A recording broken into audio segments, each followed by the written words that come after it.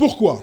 Pourquoi est-il plus cher de faire un Dakar-Abidjan que, par exemple, un Barcelone-Paris?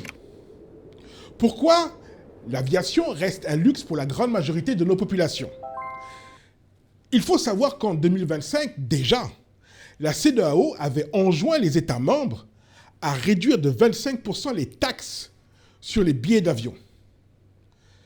Visiblement, aucun effet, parce que récemment, cette organisation sous-régionale a encore enjoint les États à appliquer cette baisse qu'eux-mêmes ont votée. Prenons un exemple concret. Un billet Dakar-Nairobi-Mombasa. Qu'est-ce que nous voyons? Le prix du billet est à 536 200 francs CFA. Mais lorsqu'on éclate ce billet, on constate que quoi? Le transport en tant que tel coûte 330 900 francs CFA. Et les taxes sont de 114 300 francs CFA. Mais là, il y a un point très important, la surcharge compagnie de 91 000 francs. On y reviendra. Premier constat, le prix du transport ne représente finalement que 62% du prix du billet. 21% sont pour les taxes et 17% pour un supplément de compagnie. Et même sur le billet, on voit DH, HP, TU, ZE, VH, etc. Derrière ces deux lettres se cachent des redevances de développement, de sûreté, de services passagers ou d'infrastructures. Les taxes sur les billets d'avion expliquent une partie du problème, mais elles n'expliquent pas tout. Les 5 véritables raisons. Première raison, les taxes. Oui, mais seulement une partie. Raison 2, le carburant. C'est probablement le facteur le plus sous-estimé. Si on prend le jet A1, il représente 30 à 40% des coûts d'exploitation d'une compagnie aérienne. Et les compagnies africaines payent souvent leur carburant environ 17% plus cher que la moyenne mondiale. Pourquoi? Tout simplement à cause de la dépendance aux importations, des coûts de logistique et des capacités de raffinage qui sont limitées. Vous pouvez voir à travers ce tableau les grands hubs de ravitaillement.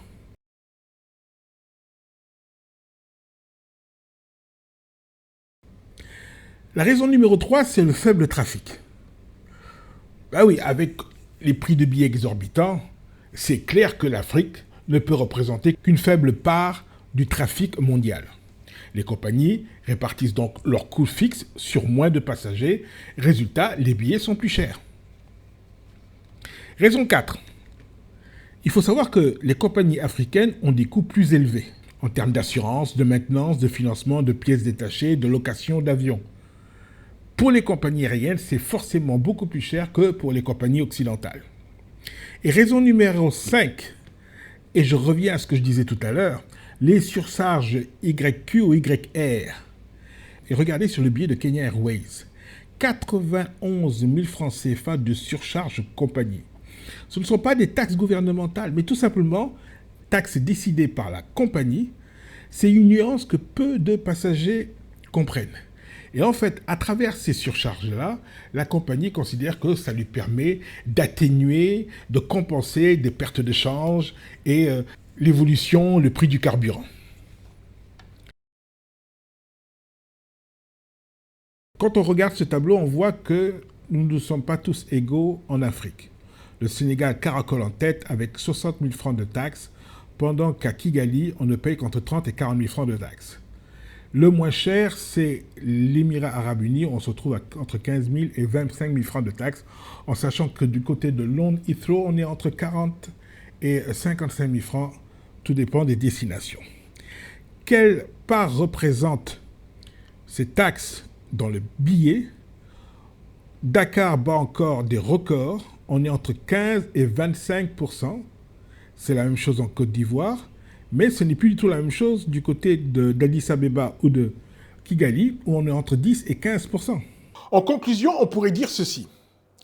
Si les pays de la CEDEAO qui ont voté une baisse de 25%, je dis bien, ils ont voté une baisse de 25% des taxes sur les billets d'avion, mettent en place cette baisse, alors oui, les billets d'avion devraient coûter moins cher. Mais Si les compagnies continuent à payer du carburant plus cher, si elles doivent faire face à des tarifs d'assurance plus élevés, si les coûts de maintenance, de location des avions restent élevés et que les compagnies elles-mêmes maintiennent des surcharges telles qu'on a pu le voir, qui ne se justifient pas en fait, alors cette baisse, tous ceux qui aujourd'hui sur le continent africain utilisent l'avion et ceux qui potentiellement pourraient utiliser l'avion si les billets étaient moins chers, eh bien, cette baisse pour eux va être un petit peu moins importante que ce qu'on espérait. C'en est tout pour ce numéro de Flight Mag. À très bientôt.